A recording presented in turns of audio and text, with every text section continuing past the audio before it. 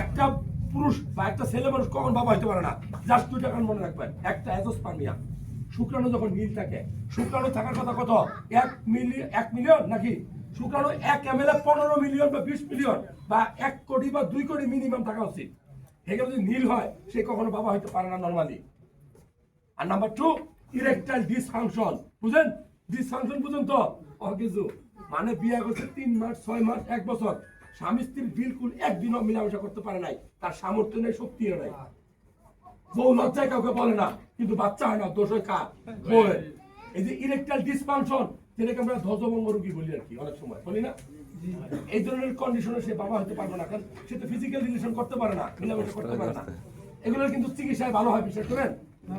এই যে physical relation যে করতে পারে না বা ধরেন প্রিম্যাচুর ইজাকুলেশন, অনেক আছে প্রিম্যাচুর ইজাকুলেশন, দ্রুত মানে আপনার টাইমিংটা হয়ে যায়, তাহলে তাদের কি চিকিৎসা ভালো হয় না?